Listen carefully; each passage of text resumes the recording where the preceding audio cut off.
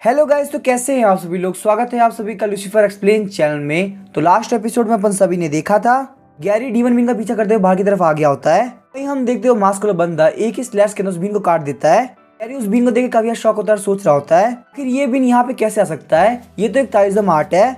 ये ताइज्म set already खत्म हो चुका है। वहीं हम देखते एक पाइप वाले बंदे को जो कि बोल रहा होता है जिस बंदे ने यहाँ पे इस बीन को ढूंढा वो पक्का से सेम सेट से बिलोंग करता होगा, तो कोई बात नहीं, हम लोग का मिलना बहुत ही जल्दी होगा। मास्क वाला बंदा बोलता है मेरी आइडेंटिटी को दिखाना मेरे लिए काफी खतरनाक हो सकता है, लेकिन गैरी तुम मेरा फेस देखने के लिए क्वालिफाइड हो। मेरा नाम है वॉन्डर चॉइजन, मुझे तुमसे मिलकर काफी अच्छा लगा। लेकिन गैरी वहाँ पे उसके ऊपर ध्यान नहीं देता और साइन के साथ चला जाता है। गैरी बोलता है हम लोग उस ओल्ड मैशन में चल रहे हैं ताकि हम लोग सोल का पार्ट लेके आ सके। उसके बाद हम देखते हैं नाइट हो गई होती है और शाइन पूछती है आखिर हम लोग यहाँ पे इस मैंशन में नाइट के अंदर क्यों आ रहे हैं। गैरी बोलता है जो भी डीमन अपने आप को हाइड करने ट्राई करते हैं उनका और नाइट में देखना काफी आसान होता है। हम लोग को अपना काम काफी जल्दी खत्म करना होगा ताकि हम लोग यहाँ से घर जा सके। लेकिन अचानक से हम देखते हैं शाइन को मम्मी बोलती है तुम्हें इस मैंशन के अंदर नहीं जाना चाहिए। उनको नहीं पता चल रहा होता कि आखिर वॉइस कहाँ से आ रही है। वहाँ पे लगातार यही बोल रही होती है कि तुम्हें अंदर नहीं जाना।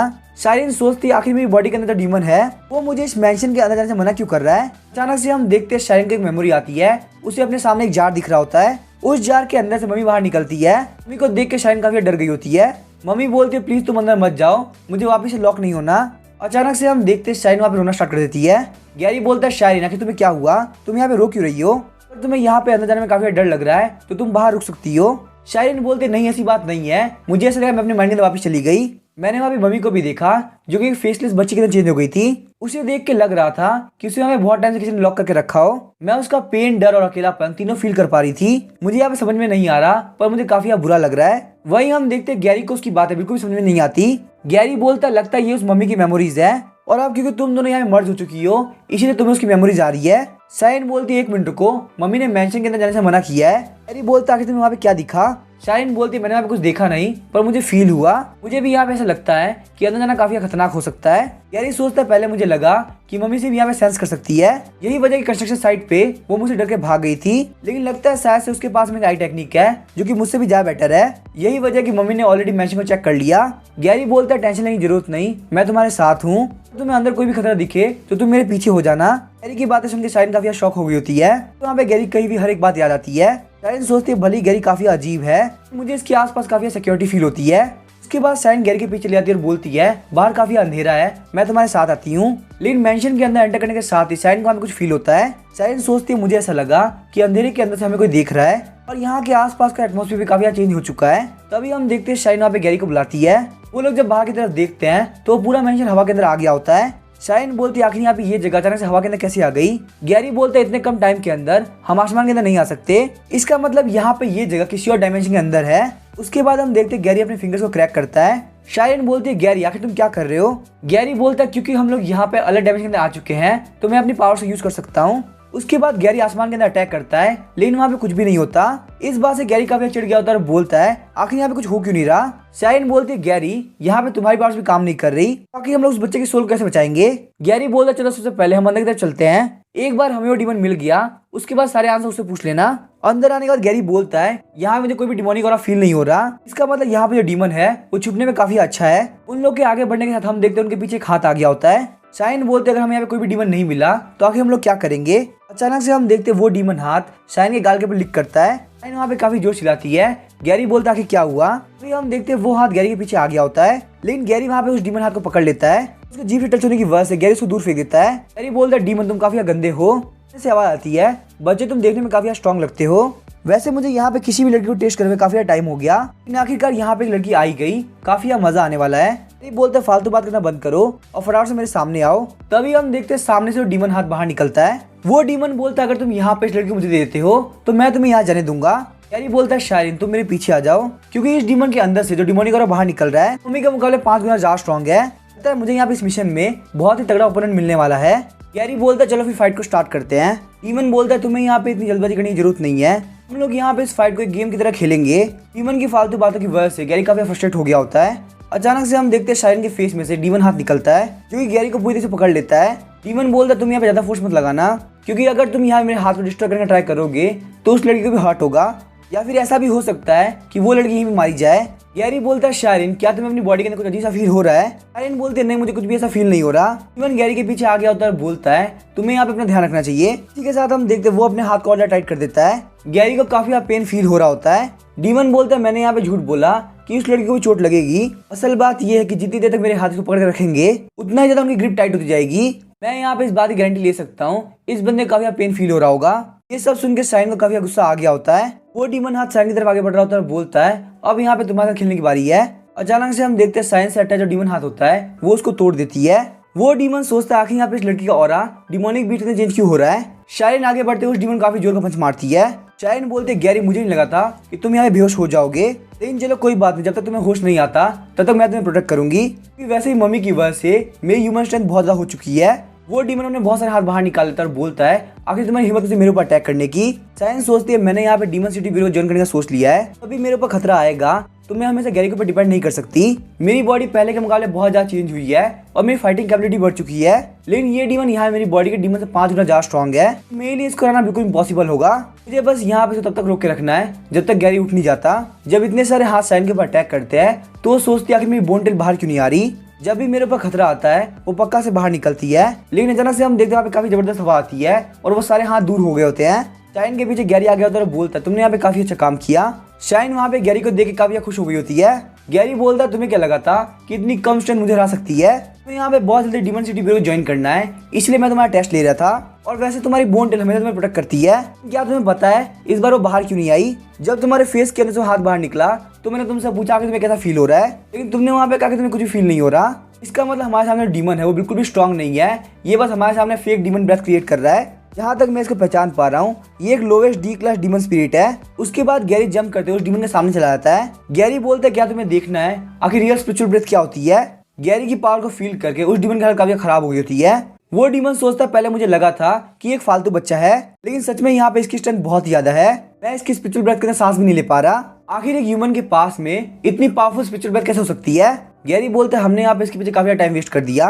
अगर ये यहाँ पे उठ भी आता है तो मुझे लगता है हमें से कुछ पता चलेगा। हमें सीढ़ी से ऊपर जाके देखना चाहिए कि आखिर इस घर का ओनर कहाँ है। तो डीमन बोला तुम हमारे बॉस से मिलना चाहते हो? मैं यहाँ पे बिल्कुल भी नहीं पता कि आखिर तुम हमारे बॉस के सामने कितने ज्यादा कमजोर हो। ये बात सुन के गैरी काफी चिढ़ गया होता है और बोलता है इसका मतलब तुम यहाँ मरने की एक्टिंग कर रहे थे, लगता है तुम्हें यहाँ पे काफी अच्छा मजा खाना होगा। डीमन सोच रहा था यहाँ पे ये लड़का बहुत बड़ा बेवकूफ है, मैंने इसको बहुत इजीली अपने ट्रिक के अंदर फंसा लिया। मैं असली टारगेट यहाँ पे ये लड़की है, अगर तुम यहाँ पे इसके साथ नहीं रहोगे तो इस लड़की को डील करना उतना मुश्किल नहीं होगा। ये बोलने के साथ ही शायरिन को डीमन अपनी तरफ खींच लेते हैं। दीवार के पार जाने के बाद शायरिन काफी शॉक हो गई होती है। शायरिन सोचते अभी थोड़ी देर पहले ये घर इतना साफ दिख रहा था, आखिर इसके ऊपर इतने सारे कलर कैसे लग गए। शायरिन जब बेड के ऊपर देखते तो वहाँ पे डेड बॉडी के मार्क्स होते हैं, तो यहाँ पे फील हो रहा होता है कि इस बेड के ऊपर बहुत पहले किसी को मारा गया था। उसे वहाँ पे एक फैमिली फोटो भी दिखती है। शायरिन बोलते लगता है यहाँ पे ये बंदा इस मैंशन का ओनर है, वहीं पे वो उसकी वाइफ और बेटी है, लेकिन आखिर इस फैमिली फोटो के ऊपर स्क्रैच क्यों करा हुआ है? यहाँ पे ऐसा हो सकता है कि इस बेड के ऊपर जो मार्क है वो छोटी बच्ची का है। यहाँ पे इस चीज को देख के लग रहा है कि ये घर सच में हॉन्टेड है। वहीं उसे जमीन के ऊपर ब्लड के स्टेन दिखते हैं जो कि एक तरफ जा रहे होते हैं। शायरिन बोलते हैं मुझे यहाँ पे इतने सारे क्लू मिल रहे हैं, इसका मतलब पक्का से इस डेस्क में कुछ ना कुछ तो है। वो वहाँ पे ब्लड स्टेन का पीछा करते करते एक रूम के अंदर आ गई होती है। उस रूम के अंदर वहाँ पे एक जगह बहुत ज्यादा ब्लड इकट्ठा होता है। शायरिन बोलते लगता है उस बच्चे को यहाँ पे मारा गया था। उसके बाद उस बच्ची को खींच के उस रूम के बेड के ऊपर रख दिया गया। यहाँ पे फ्लोर के ऊपर इतना सारा ब्लड लगा हुआ है, इसका मतलब पक्का इसको नेक्स्ट स्टेप किया गया था। आखिर एक छोटी बच्ची को कोई इस तरीके से कैसे मार सकता है? वो बंदा बिल्कुल भी ह्यूमन नहीं हो सकता। तभी वहाँ पे शायरिन की डायरी दिखती है जिसके अंदर एक फैमिली की ड्राइंग बनाई होती है। वहाँ पे छोटी बच्ची की मदर को ओनर ने मार दिया, डॉग को मार के चाबी उसके मुंह में डाल दी। शायरिन बोलता है कि इस ओनर ने अपनी फैमिली को इस तरह से क्यों मार दिया और आखिर उसने इस चाबी को डॉग के मुंह में क्यों डाला? इसका मतलब पक्का से चाबी के अंदर कुछ ना कुछ सीक्रेट है। मुझे यहाँ पे इन सारी चीजों को पता लगाना होगा। उसके बाद हम देखते हैं शायरिन वापस उसी रूम में आ गई होती है। ड्रॉअर के अंदर शायरिन को वही नाइफ मिलता है। शायरिन सोचते इस कंटेनर के अंदर जो डॉग पड़ा हुआ है पक्का से इसी के पेट के अंदर चाबी होगी। अब मैंने यहाँ पे डीमन सिटी ब्यूरो को ज्वाइन करने का सोच लिया है, मुझे यहाँ पे ये सारे काम तो करने ही होंगे। उसके बाद हम देखते हैं वो उस कंटेनर को तोड़ देती है और उस डॉग के पेट के अंदर से वो चाबी बाहर निकाल देती है। शायरिन बोलती गई जब ये देखेगा तो काफी इंप्रेस होगा। तो पीछे की तरफ देखते तो उसे वहाँ पे एक तिजोरी मिलती है। तिजोरी को खोलने पे उसे वहाँ पे एक नोटबुक दिखती है। उन्होंने लिखा था आज मेरे लिए काफी पेनफुल डे है, फैमिली की हालत काफी खराब हो चुकी है, मेरा बिजनेस यहाँ पे खत्म होने के कगार पे है, मैं अपनी वाइफ और बेटी को काफी अच्छी लाइफ देना चाहता था, मैं यहाँ पे कुछ भी नहीं कर पा रहा हूँ, मैं बिल्कुल यूजलेस हूँ, अपने बिजनेस के अंदर खो चुका था कि मैंने अपनी फैमिली के ऊपर ध्यान ही नहीं दिया। मुझे बस यहाँ पे ये पता था कि मुझे अपनी फैमिली के लिए पैसा कमाना है। हालांकि हमारे पास गांव के पास में पुराना मेंशन है, तो हम सभी लोगों ने डिसाइड किया कि हम लोग शांति से उसी घर में रहेंगे। मेरी वाइफ ने बोला हम लोग अपनी बेटी को पढ़ाएंगे और काफी अच्छा इंसान बनाएंगे। लेकिन पता नहीं आगे क्या हुआ, इस घर में आने के बाद सब कुछ चेंज हो गया। मेरी वाइफ उसे काफी प्यार करती थी, लेकिन फाइनली अब लग रहा था कि वो सब कुछ झूठ था। मुझे यहाँ पे ऐसा फील हो रहा था कि वो सर्वेंट के साथ मिलकर मुझे मारना चाहती है। मुझे यहाँ पे सर्वेंट को पहले ही बाहर निकाल देना चाहिए था। अब मुझे यहाँ पे सर्वेंट को निकाले हुए 1 महीना हो चुका है, लेकिन पता नहीं यहाँ पे क्या हुआ। मेरी वाइफ और मेरे बीच कुछ सही नहीं चल रहा। तो मेरा सर काफी दुखता है और मुझे अलग अलग इल्यूजन आते हैं। मैंने यहाँ पे आजकल ये भी रियलाइज किया है कि मेरी बेटी यूई मुझे बिल्कुल पसंद नहीं करती। मेरे इल्यूजन और भी ज्यादा डार्क होते गए। मेरी वाइफ ने मुझे यहाँ पे धोखा दिया है तो वो पक्का से मरना डिजर्व करती है। ये बात मेरी बेटी की तो पक्का से सर्वेंट की होगी। आज मैंने यहाँ पे उस डॉग को मार दिया जिसे वो सर्वेंट पाला करता था। उस डॉग को देख के मेरी बेटी काफी रो रही है। इसके रोने से मुझे काफी गुस्सा आ रहा है। मैं यहाँ पे इसको भी मार दूंगा। एक एक करके मैंने यहाँ पे सारे लोग को मार दिया।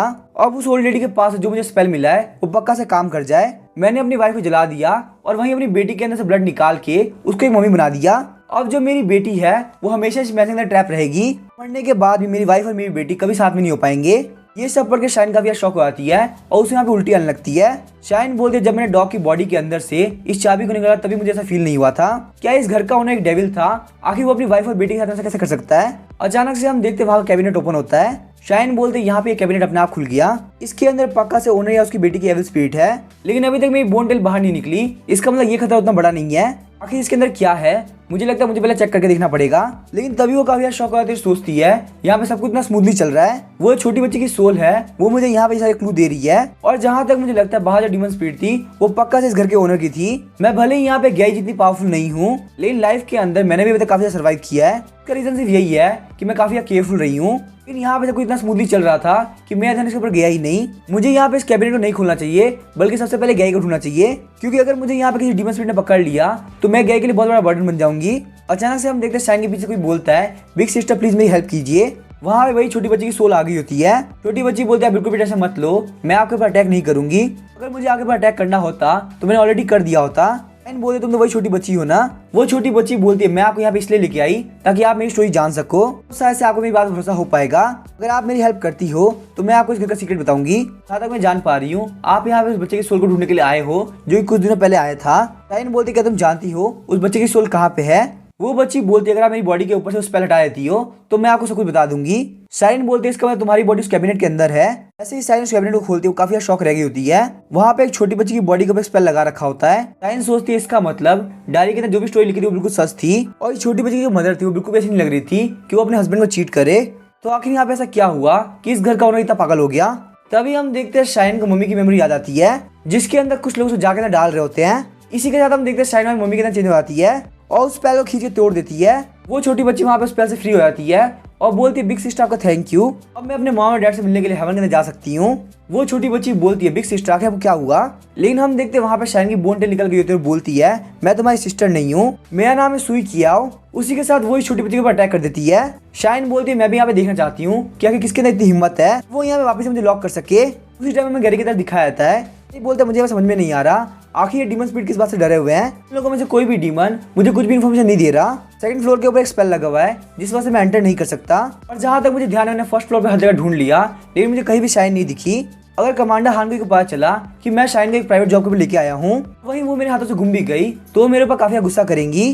तभी हमें एक सीन दिखाया जाता है जिसके अंदर एक बंदे के हाथ में एक छोटा सा बच्चा होता है। वो बंदा काफी स्पीड से इसी मैंशन के अंदर एंटर कर रहा होता है। मैंशन में आने के बाद वो उस बच्चे को स्टोर रूम के अंदर रख के चला जाता है। उस बच्चे की रोने की आवाज को सुन के वहाँ बहुत सारे चूहे आ गए होते हैं और हम देखते हैं वो सारे चूहे मिलके उस बच्चे को खाने लगते हैं। फिर हमें वापस प्रेजेंट का सीन दिखाया जाता है। मम्मी उस छोटी बच्ची को बोलती है तुम अब यहाँ से फ्री हो। छोटी बच्ची सोचती है बिग सिस्टर की बॉडी के अंदर एक डीमन स्पिरिट है। अचानक से हम देखते हैं मम्मी को वहाँ पे सेपरेशन फील हो रहा होता है। छोटी बच्ची बोलती है बिग सिस्टर आपने मेरी सोल को काट दिया। वहाँ से ब्रदर माउस काफी गुस्सा हो जाएगा। इससे पहले मैं यहाँ पे गायब हो जाऊं आप प्लीज मेरी बात सुन लो। जो ब्रदर माउस है वो इस घर के स्पेस को मैनिपुलेट कर सकता है। अगर आप उसके ऊपर कोई भी अटैक करते हो तो उसका कोई मतलब नहीं है। आप उसकी पैरेलल स्पेस के अंदर उसको बिल्कुल भी नहीं मार सकते, लेकिन उसको लाने का एक तरीका है, मैंने उसको देख रखा है। तभी हम देखते हैं डीमन हाथ वहाँ पे आता है और उसके मुंह को बंद कर देता है। शाइन बोलते हैं यहाँ पे ये गेट अभी तक बंद नहीं हुआ, इसका मतलब इस घर का बॉस चाहता है कि मैं इसके अंदर एंटर करूँ। इसी के साथ हम देखते हैं वो उस गेट के अंदर एंटर कर जाती है। वो बोलती है चलो देखते हैं आगे किसके अंदर इतनी हिम्मत है कि मुझे लॉक कर सके। उस छोटी बच्ची की सोल वहाँ पे एक माउस के अंदर चली गई होती है। वो माउस बोलता है कि मैं सिस्टर की सोल को खा लूँ तो वो हमेशा मेरे साथ रहेगी। हम देखते हैं इस माउस का फेस बिल्कुल उसी बच्चे की तरह होता है। इस बच्चे को उस मेंशन के अंदर बाकी सारे माउस ने खाया था। वो ब्रदर माउस बोलता है अब क्योंकि यहाँ पे सिस्टर खत्म हो चुकी है तो आप मेरे साथ खेलोगे। मम्मी गुस्सा करते हुए बोलते फटाफट से बच्ची को जाने दो वरना मैं तुम्हें यहाँ पे खत्म कर दूंगी। ब्रदर माउस बोलता है मुझे ये बात बिल्कुल पसंद नहीं कि कोई मेरे ऊपर गुस्सा करे। बिग सिस्टर अगर आप यहाँ पे गुस्सा करोगी तो ना चाहते मुझे आपको भी खाना पड़ेगा। मम्मी आगे बढ़ते हुए बोलती है अगर तुम्हारे पास इतनी स्ट्रेंथ है तो तुम ट्राई कर सकते हो।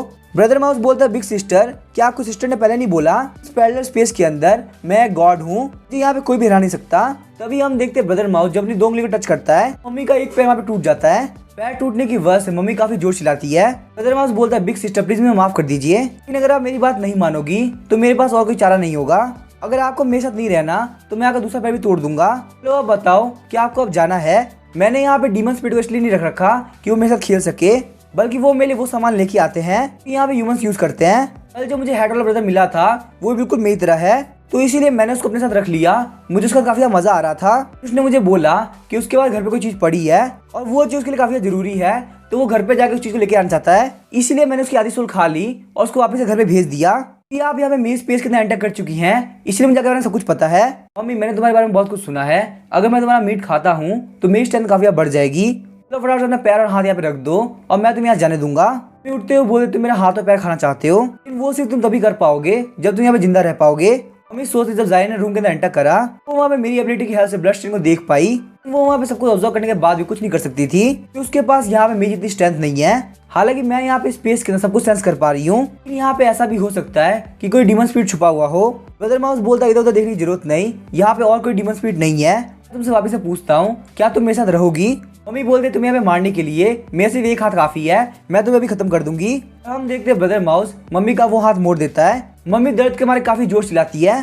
ब्रदर माउस बोलता है फालतू की जिद करना बंद करो, मेरे लिए स्पेस के अंदर तुम्हें मारना बिल्कुल चींटी के मसले के बराबर है। देखो आपका ब्लड मेरी बॉडी को गिर चुका है, मुझे देख के काफी बुरा लग रहा है। बोलती है अब तुम नहीं बचने वाले। ब्रदर माउस बोलता है बिग सिस्टर आखिर आप क्या बोल रही हो, मुझे यहाँ पे कुछ भी सुनाई नहीं दे रहा। मम्मी चिल्लाते हुए बोलती है मैं अपनी बात को मरे हुए लोगों के लिए रिपीट नहीं करती। देखते हैं मम्मी का सारा ब्लड एक बॉल के अंदर कन्वर्ट हो गया होता है और मम्मी के मुट्ठी बंद करने के साथ ही वहाँ पे काफी बड़ा धमाका होता है। उस धमाके की वजह से ब्रदर माउस की बॉडी के अंदर से सारी सोल्स बाहर निकलने लगती है। बोलते उसकी बॉडी के अंदर सारी सोल्स बाहर निकल गई, फिर भी आसपास की सराउंडिंग ऐसी क्यों लग रही है। इस ब्रदर माउस के मरने के साथ ही यहाँ पे बेड टूट जाना चाहिए था।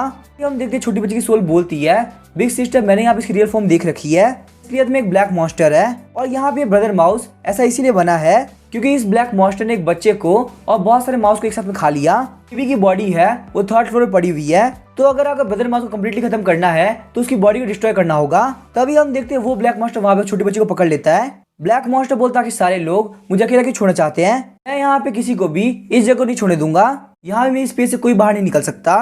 यहाँ पे खून खांस रही सोचती है पता चल चुका है कि 3rd फ्लोर के बेबी की बॉडी है, लेकिन ये इन्फॉर्मेशन मेरे लिए बिल्कुल यूजलेस है क्योंकि मैं अपनी बॉडी को मूव भी नहीं कर पा रही। उसके बाद हम देखते हैं मम्मी वहाँ बेहोश हो जाती है, कोई जमीन को तोड़ते कोई ऊपर की तरफ आता है। हम देखते हैं वो कोई और नहीं बल्कि गैरी होता है। गैरी बोलता है शायरीन आखिरकार तुम मुझे मिल गई, मैं तुम्हें ढूंढ ढूंढ के परेशान हो चुका था। लेकिन जब वहाँ पे गैरी देखता है कि शायरीन का एक हाथ और एक पैर टूट चुका है तो वो काफी गुस्सा हो गया होता है और बोलता है आखिर तुम्हें ऐसी किसने करी। ब्लैक मॉन्स्टर बोलता है और क्योंकि तुम भी यहाँ पे आ चुके हो इसलिए मैं तुम्हारे हाथ पैर तोड़ के तुम्हारे इंटरनल ऑर्गन को डिस्ट्रॉय कर दूंगा। बोलने के साथ ही वो अपनी मुट्ठी को बंद कर देता है। उसके मुट्ठी बंद करने की वजह से गैरी को कोई असर नहीं पड़ा होता। ये अपनी पावर को रिलीज करते हुए उसके ऊपर एनर्जी बॉल से अटैक करता है। इस एनर्जी बॉल ने ब्लैक मॉन्स्टर को घेर लिया होता है। गैरी बोलता है जब तक उस बैरियर के अंदर है वो बिल्कुल भी मूव नहीं कर पाएगा, लेकिन ये लाइटनिंग बैरियर सिर्फ 5 मिनट तक ही रहेगा। तो मम्मी अब तुम्हारी बारी है, चलो देखते तुम यहाँ पे क्या कर पाती हो। वैसे मैंने तुम्हारी कॉन्सिस्टेंस को सील कर दिया था, तो आखिर इतने कम टाइम में तुम वापस कैसे आए। मम्मी बोलती है अभी यहाँ पे ये डिस्कस करने का सही टाइम नहीं है, तुम्हारे पीछे जो ब्लैक मॉन्स्टर है उसको मारना पॉसिबल नहीं है। अगर हमें यहाँ पे इसको डिस्ट्रॉय करना है तो सबसे पहले इसकी बॉडी ढूंढनी होगी, तो जाओ फटाफट से उस बॉडी को ढूंढो क्योंकि ये उसका पैरेलल स्पेस है। इस पैरेलल स्पेस के अंदर ब्लैक मॉन्स्टर बिल्कुल इनविंसिबल है। गैरी बोलता है मम्मी तुम एक डिमोनिक बीस्ट हो जिसने बहुत सारे लोगों को मारा है, आखिर क्या लगता है मैं तुम्हारी बात पर भरोसा करूंगा। इस दुनिया के अंदर कोई भी ऐसा इंसान नहीं है जो कि 100% इनविंसिबल हो, कोई ऐसा है भी तो सिर्फ और सिर्फ मैं हूँ। तभी हम देखते हैं मम्मी शाइन की बॉडी को से कंट्रोल छोड़ देता है। शाइन चिल्लाते हुए बोलते फालतू बात करना बंद करो और जाओ फटाफट से बॉडी को ढूंढो। अगर ये ब्लैक मॉन्स्टर बैरियर से फ्री हो गया तो ये पक्का से भाग जाएगा और दूसरी जगह एक और पैरेलल स्पेस क्रिएट करेगा। टाइम चाहे तुम कितने भी स्ट्रॉन्ग क्यों ना हो तुम इससे नहीं बच पाओगे। अभी वो ब्लैक मॉन्स्टर बैरियर के अंदर है तो तुम्हारा काम बहुत ज्यादा ईजी हो गया है। गैरी बोलता है ठीक है मैं समझ गया, मैं अभी उस बॉडी को ढूंढता हूँ। उसके बाद गैरी अपनी नेदर एक्टिवेट करके उस पूरी जगह को स्कैन करने लगता है। गैरी बोलता है मुझे वो बॉडी मिल गई, वो ऊपर की तरफ है। गैरी के जाने के बाद मम्मी शाइन को बोलती है थैंक यू सिस्टर। शाइन सोचती है मम्मी ने ना सिर्फ मुझे थैंक यू बोला बल्कि मुझे सिस्टर कहकर बुलाया। तभी हम देखते हैं गैरी 3rd फ्लोर पे आ गया होता है, उसे यहाँ बच्चे की बॉडी दिखती है। उसके बाद गैरी बोलता है मुझे यहाँ पे इस बॉडी को डिस्ट्रॉय करना होगा ताकि इसकी सोल भी यहाँ पे हेवन के अंदर जा सके। वहीं हम देखते हैं ब्लैक मॉन्स्टर की बॉडी डिस्ट्रॉय होने लगती है। बच्चे की सोच रही होती है। मैं यहाँ पे काफी केयरलेस हो गया था। ये लोग मेंशन के बाहर आए तब मैंने इन लोगों को सेंस किया। मुझे यहाँ पे ये बात पता चल गया कि इस लड़की की बॉडी की तो बहुत ही पावरफुल मम्मी है। मुझे नहीं पता था कि ये लड़का यहाँ पे इतना स्ट्रांग होगा। ऐसे यहाँ पे ऐसा हो सकता है कि इसकी स्पिरिचुअल पावर इतनी पावरफुल है कि मैं यहाँ पे इसको एनालाइज कर ही नहीं पाया। उसके बाद हम देखते वो वहाँ पे डिस्ट्रॉय हो जाता है। हैरी बोलता है ये बच्चा यहाँ पे पूरी तरह से नहीं मरा। हम देखते हैं सोल के अंदर से एक और बच्चे की सोल बाहर निकलती है। वो बच्चा वहाँ पे रोने लगता है और हम देखते हैं उसकी बॉडी के अंदर से सोल्स बाहर निकलती है। हैरी बोलता है इसका मतलब तुम्हारी सोल उस ब्लैक मॉन्स्टर की बॉडी के अंदर थी। अब क्योंकि तुम उस ब्लैक मॉन्स्टर से फ्री हो चुके हो तो तुम हेवंस में जा सकते हो। बच्चा बोलता है मैं यहाँ से गायब नहीं होना चाहता। सबसे पहले अपनी मॉम को देखना है। जब से मैं एक सोल बना हूँ मेरे पास खुद की कॉन्शियसनेस है। बस मेरी पावर इतनी नहीं थी कि मैं उस मॉन्स्टर की बॉडी कंट्रोल कर सकूं। सारे माउस की सोल और मेरी सोल की हेल्प से वो ब्लैक मॉन्स्टर इतना पावरफुल हो गया था। लेकिन मुझे वहाँ बिल्कुल भी फ्रीडम नहीं थी। अब क्योंकि मैं यहाँ फ्री हो चुका हूँ तो मुझे अपनी मॉम से मिलना है।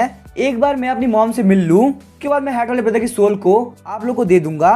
हैरी बोलता है हर सोल को एक ना एक दिन हेवन में जाना ही होता है और क्योंकि तुम यहाँ पे हम लोग को धमकी दे रहे हो इसका मतलब तुम्हें हमारे पर बिल्कुल भरोसा नहीं। तो हम तुम्हारी बात को मान भी जाते हैं कि हैट वाले बंदे की सोल कुछ घंटे में गायब हो जाएगी। तुम्हारी मॉम को इतने कम टाइम के अंदर ढूंढना बिल्कुल इम्पॉसिबल है। ये बात सुनने के बाद वो बच्चा काफी जोर जोर से रोने लगता है, बोलता है तो यहाँ पे कोई भी रीजन नहीं जानना, मुझे अपनी मॉम से मिलना है। अगर तुम लोग मुझे मेरी मॉम से नहीं मिलाओगे तो यहाँ से कोई भी नहीं आ सकता। गैरी बोलता है सच में बच्चों को कोई बात समझाना काफी मुश्किल होता है। शाइन बोलते तुमने इसकी बॉडी खत्म कर दिया था ना, आखिर यहाँ पे इस बच्चे की सोल गायब क्यों नहीं हुई। यहाँ तक ये अपनी पैरेलल स्पेस की स्किल को यूज कर पा रहा है। गैरी बोलता है ये इस बच्चे की एविल स्पिरिट है क्योंकि ब्लैक मॉन्स्टर की बॉडी के अंदर बहुत टाइम से रह रही थी और जहाँ तक मैं पहचान पाया हूँ वो ब्लैक मॉन्स्टर एक पैरासाइट डीमन है। शाइन बोलते है पैरासाइट डीमन आखिर ये क्या होता है। गैरी बोलता है मुझे इसके एट्रीब्यूट के बारे में नहीं पता लेकिन फोन के अंदर सिग्नल आ रहा है, हमें बहुत इजीली चेक कर पाएंगे।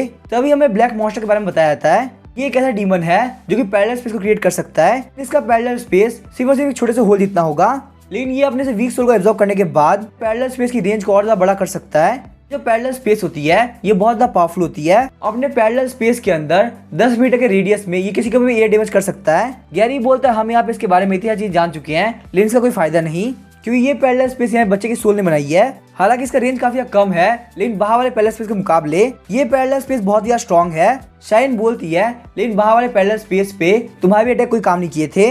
इसका मतलब ये है कि हम यहाँ पे ट्रैप हो चुके हैं। गैरी बोलता है टेंशन मत लो, हम यहाँ से निकलने का कोई ना कोई रास्ता ढूंढ लेंगे। और सबसे बड़ी बात जब हम लोग बाहर थे तो मैंने अपनी फुल पावर यूज नहीं किया था। शाइन बोलती है लेकिन आखिर तुमने ऐसा क्यों किया। गैरी बोलता है अगर मैं अपनी फुल पावर यूज करता तो तुम्हारी लाइफ बहुत बड़े खतरे में आ जाती। शाइन बोलती है इसका मतलब फर्स्ट मिशन के अंदर मैं तुम्हें बिल्कुल भी हेल्प नहीं कर पाई, तब मैं तुम्हारे पे एक बर्डन बन गई। गैरी बोलता है तुमने यहाँ पे काफी हेल्प करी है, तुम्हारी वजह से ब्लैक मॉन्स्टर मर पाया। पर तुमने नहीं बताया होता कि यहाँ पे एक बॉडी भी है तो हम लोग कुछ भी नहीं कर पाते। ऐसा भी हो सकता था कि मैं अपनी पावर ज्यादा यूज करता और जो हैट वाले बच्चे की सोल है वो भी शैटर हो जाती। थंडर स्टील टेक्निक है उसके 7 स्टेज है। मैंने ऑलरेडी 2 स्टेज देख रखे हैं, फर्स्ट और थर्ड स्टेज। मेरी जो थंडर स्टील टेक्निक है उसकी डिस्ट्रॉय करने की रेंज काफी बड़ी है। इसीलिए माउंटेन से उतरते वक्त मैंने अपने मास्टर को प्रॉमिस किया था कि मैं यहाँ पे सिटी के अंदर इस थंडर स्टील टेक्निक को 2 स्टेज से यूज नहीं करूंगा। हालांकि मैं यहाँ पे इस सिचुएशन के अंदर भी उसको यूज नहीं कर सकता लेकिन मैं यहाँ पे प्योर फिजिकल अटैक जरूर से कर सकता हूँ। उसके बाद हम देखते हैं गैरी अपनी एनर्जी को रिलीज करता है। देखिए वो छोटी बच्ची की सोल काफी डर गई होती है। छोटी बच्ची बोलती है बेबी ब्रदर प्लीज उन लोग को जाने दो, तुम्हें यहाँ पे ऑलरेडी पता है एल्डर ब्रदर बहुत ज्यादा पावरफुल है, यहाँ पे उनके सामने कुछ भी नहीं कर पाओगे। वो बच्चा बोलता है सिस्टर मैं जानता हूँ आपके साथ भी काफी बुरा हुआ लेकिन कम से कम आपके पास आके मॉम और डैड तो थे, लेकिन मेरे साथ बहुत ज्यादा बुरा हुआ। मेरे डैड ने मुझे माउस के पास छोड़ दिया ताकि वो मुझे खा ले। मेरी मॉम को पता चला होगा कि मैं वहाँ से गायब हो चुका हूँ, मेरे लिए काफी टेंशन कर रही होगी। यहाँ पे यही सोच रही होगी कि आखिर उनका बच्चा कब आएगा। यहाँ पे जो भी मेरी मॉम को मुझे ढूंढने से रोकेगा मैं उसको मार दूंगा। ये बोलने के साथ ही हम देखते हैं उसकी बॉडी के रेड कलर की लाइंस आ गई होती है। बच्चे की सोच रही होती है, इसके मन के अंदर का हेट बढ़ता जा रहा है, इसीलिए यहाँ पे इसकी सोल और ज्यादा डिमोनिक हो चुकी है। छोटी बच्ची बोलती है बेबी ब्रदर मेरी बात सुनो, तुम जैसा सोचते वैसा बिल्कुल भी नहीं है। तो बच्चा बोलता है सिस्टर प्लीज मुझे मत रोको, कम से कम आपके पास में काफी अच्छे फादर थे। मुझे यहाँ पे इस ब्लैक मॉन्स्टर की मेमोरी याद है, आपके फादर बिल्कुल भी एक बुरे इंसान नहीं थे। इस ब्लैक मॉन्स्टर ने सबसे पहले जिसको कैप्चर किया था वो कोई और नहीं बल्कि आपके फादर थे। आपके फादर कंट्रोल करते हुए फैमिली के सारे लोग को मार दिया ताकि वो यहाँ पे इस मेंशन को हॉन्टेड हाउस बना सके। उसके बाद कोई भी इस मेंशन में रहने के लिए नहीं आएगा और वो ब्लैक मॉन्स्टर आराम से इस मेंशन के अंदर रह पाएगा। पूरी फैमिली को मारने के बाद उसने आपके फादर को मजबूर किया कि वो यहाँ पे खुद को भी मार ले। उसके बाद उसने मेरी बॉडी को चूज किया क्योंकि छोटे बच्चे का माइंड कंट्रोल करना काफी इजी होता है। टाइम के साथ जब मुझे समझ में आया तो मुझे पता चला कि वो ब्लैक मॉन्स्टर मुझे बहुत इजीली कंट्रोल कर पा रहा है। तभी हम देखते हो छोटी बच्ची बेबी ब्रदर गले लगाती है। वो बोलती है सच बताने के लिए थैंक यू। मुझे हमेशा से लगा कि मेरे फादर ने जो भी किया उसके पीछे एक रीजन होगा। बात जान के मेरा दिल काफी हल्का हो चुका है। साथ ही में वो सोच रही होती है हालांकि मुझे तुम्हारी मॉम की स्टोरी पता है लेकिन मेरा दिल ये बिल्कुल भी नहीं बोलता कि मैं तुम्हें उसके बारे में बताऊं कि जब मेरे डैड ने मुझे मार दिया तब मुझे नहीं पता मैं कितने टाइम तक सो रही थी। तब मैंने खुद को एक सोल बने हुए देखा तो मैं काफी डर गई थी। मैंने बहुत ज्यादा ट्राई किया कि मैं यहाँ से बाहर निकल सकूं, पर यहाँ पर कोई मिस्टीरियस पावर थी जो कि मुझे स्पेस से बाहर नहीं जाने दे रही थी। मैंने चाहे कितना भी ट्राई किया हो पर मैं वहां से नहीं भाग पाई। उसके बाद मैंने अपनी सोल को देखा जिसके ऊपर स्पेल लगा हुआ था। हालांकि मुझे वहाँ पे काफी डर लग रहा था, लेकिन फिर भी मैं उस पेपर को हटाना चाहती थी क्योंकि मुझे कहीं ना कहीं पता था कि सिर्फ उसी पेपर की वजह से मैं यहाँ पे हूँ। उस पेपर को टच करते मुझे पता चला कि मेरी सोल इसी वजह से यहाँ पे ट्रैप है। मेरे पास मेरी थोड़ी बहुत कॉन्शियसनेस थी, मुझे ना तो डर लग रहा था और ना ही मुझे रोना आ रहा था। मैं वहाँ पे लगभग भूल चुकी थी कि आखिर मैं हूँ कौन। तो अकेलापन को छोड़ के एक और चीज थी जो कि मेरे दिल के अंदर बहुत ज्यादा थी, जो कि था हेटरेट। मुझे हर चीज से काफी नफरत हो रही थी, लेकिन जैसे ही मेरे मन के अंदर हेटरेट आया मुझे वहाँ पे एक बच्चे की रोने की आवाज सुनाई दी।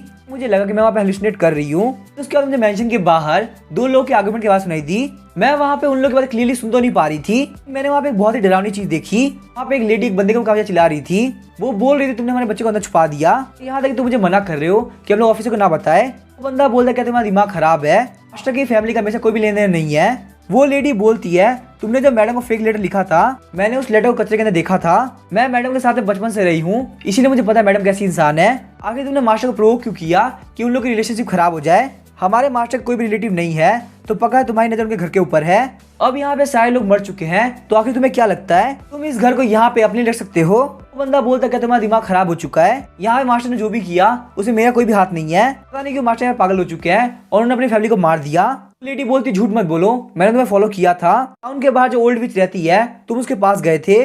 मुझे लगा कि मुझे यहाँ पे इस बात से क्या करना है, लेकिन तुम्हारे वहाँ पे जाने के बाद से ही मास्टर की हालत वैसी हो गई। बंदा उस लेडी को झटक देता है और बोलता है फालतू बात करना बंद करो। आखिर तुम्हें क्या लगता है कोई भी तुम्हारी इस बात पर भरोसा करेगा?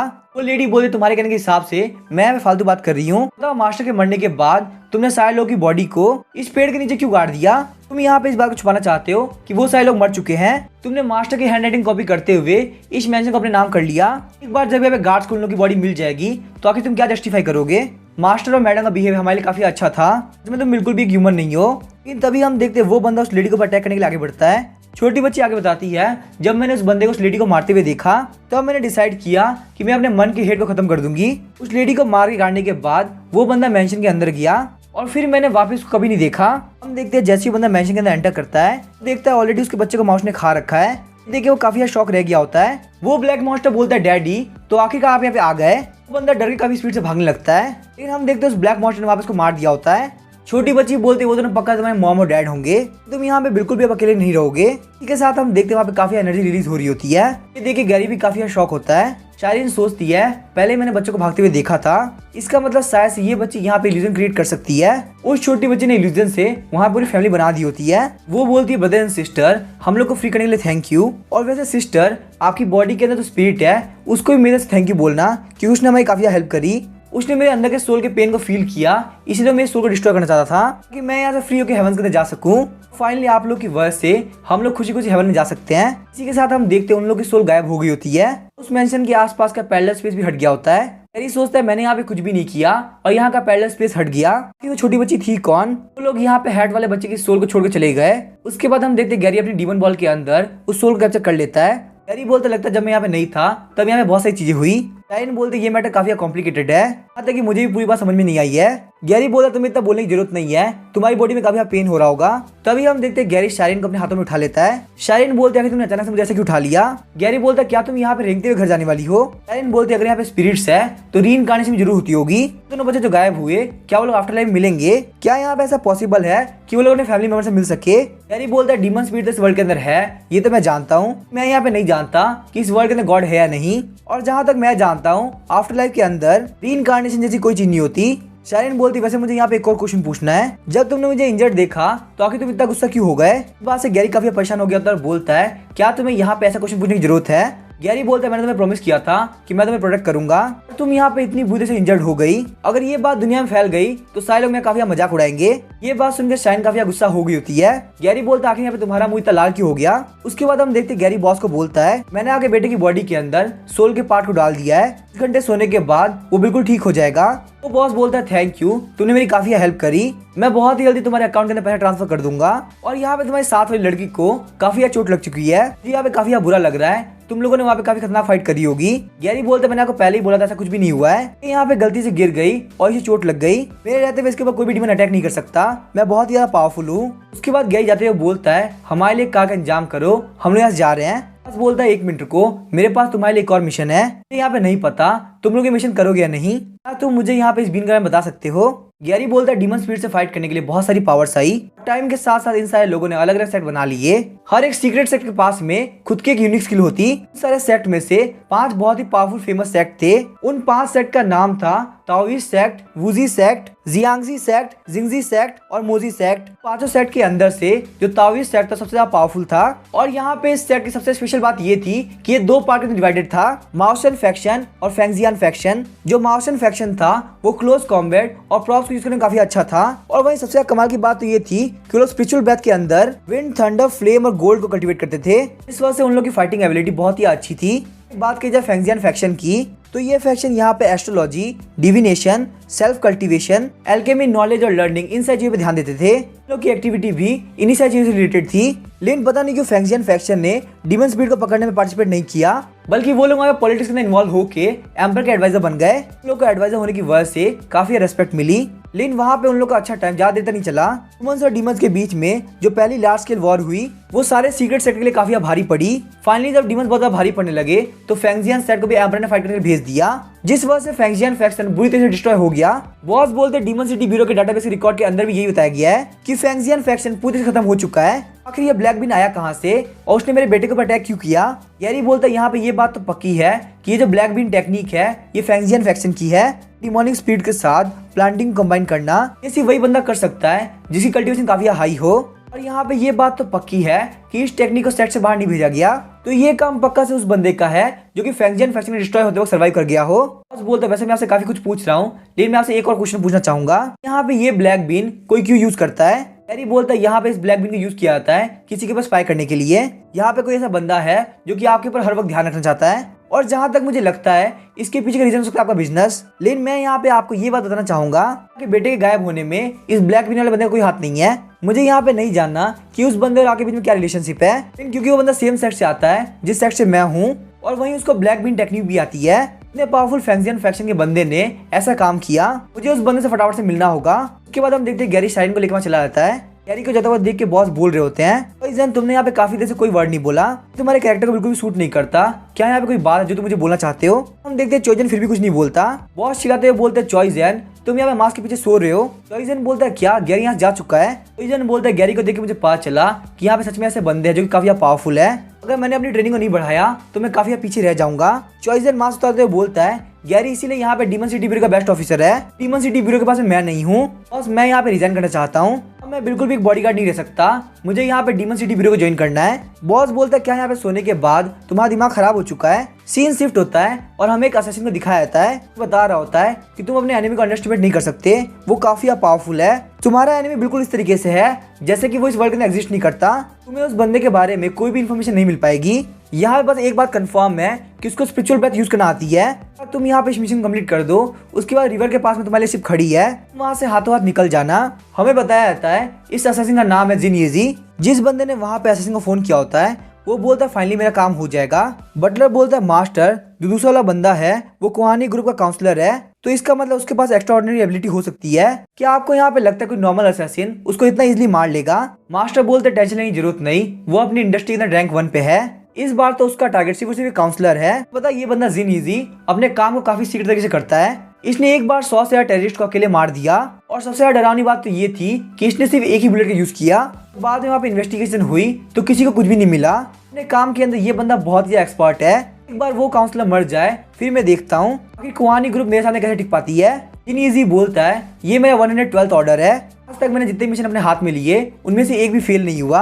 अगर आप एक किलर हो तो आपके लिए सबसे जरूरी चीज ये है कि आपको आपके एनिमी के बारे में सारी चीजें पता हो। इस बार ये जो टास्क होने वाला है ये मेरा बहुत बड़ा टेस्ट होगा, कि मेरे पास अगले बंदे के बारे में बिल्कुल भी इन्फॉर्मेशन नहीं है। मैं उसको लगभग पिछले 1 महीने से ऑब्जर्व कर रहा हूँ। इस बंदे के बिहेवियर को एनालाइज करना काफी मुश्किल है। ये बंदा खुद एक बहुत बड़ी मिस्ट्री है कि आसपास ज्यादा लोग नहीं है। घर से कुहानी ग्रुप जाता है और कुहानी ग्रुप से घर। उसका यहाँ पे किसी के साथ में रिलेशनशिप नहीं है। रीडिंग को छोड़ के उसके पास और कोई हॉबी भी नहीं है। वो किसी भी तरह का इलेक्ट्रॉनिक प्रोडक्ट यूज नहीं करता, यहाँ तक कि मोबाइल फोन भी नहीं। और उन सब में सबसे अजीब बात तो ये है कि ये बंदा दिन में सिर्फ 1 घंटा सोता है। हम देखते हैं उसका टारगेट कोई और नहीं बल्कि ब्लैक बीन वाला बंदा होता है। येजी आगे बताता है उसको देख के ऐसा फील होता है, वो ऑलरेडी जानता है कि मैंने उसके ऊपर ध्यान रख रखा है। मैं यहाँ पे अपने खुद के प्रिंसिपल के खिलाफ जाके ये मिशन कर रहा हूँ। मेरे पास इस बंदे की कोई इन्फॉर्मेशन नहीं है, फिर मुझे आधा रात को इसे मारना है। उसके बाद हम देखते हैं जिन ईजी वहाँ पे बुलेट को शूट कर देता है। वो बुलेट काफी स्पीड से ब्लैक बीन वाले बंदे की तरफ जा रही होती है, लेकिन तभी हम देखते हैं उसके सिगरेट की स्मोक से वो बुलेट गायब हो गई होती है। ये देख के जिन काफी शौक आता है और बोलता है मेरी बुलेट यहाँ पे गायब हो गई। इसका मतलब वो बंदा ऑलरेडी जानता है कि मैं यहाँ पे उसको मारने के लिए आया हूँ। अचानक से जिन को अपने पीछे कोई प्रेजेंस फील होती है। जब अपने पीछे देखता है तो वहाँ पे रेड कलर के छोटे छोटे इंसेक्ट होते हैं। जी सोचता है अगर ये मेरे पीछे कब आए, मैंने यहाँ पे इन इंसेक्ट को नोटिस क्यों नहीं किया। यहाँ पे इतने सारे इंसेक्ट सिर्फ और सिर्फ मेरे ऊपर नजर रखने के लिए नहीं होंगे, लेकिन अगर उसको मेरे ऊपर अटैक करना होता तो उसने बहुत ही पहले कर दिया होता। मुझे लगता है मुझे यहाँ पे सबसे पहले अटैक करना चाहिए, क्योंकि यहाँ पे टारगेट का साइज काफी छोटा है, इसीलिए नॉर्मल बुलेट काम नहीं आएगी। इसीलिए मैंने यहाँ पे थंडरनेट बुलेट यूज करी है, जिससे मैं इन सभी को कैप्चर कर सकता हूँ। हम देखते हैं उन सारे रेड इंसेक्ट कुछ भी नहीं होता। लोग उस नेट को काफी स्पीड से डॉच करते हुए जिन ईजी के ऊपर अटैक कर देते हैं। जिन ईजी सोचता है इन लोग की स्पीड मेरी बुलेट से भी काफी ज्यादा है। इन लोगों ने यहाँ पे मेरे ऊपर अटैक किया पर मुझे मारा नहीं। ब्लैक बीन वाला बंदा बोलता है तुमको हर्ट करने के लिए मुझे माफ कर देना, मेरी बात ध्यान सुनो, चुपचाप घर चले जाओ और जाके रेस्ट करो। जैसे यहाँ पे मेरी बात तुम्हारे बॉस तक पहुंचा देना।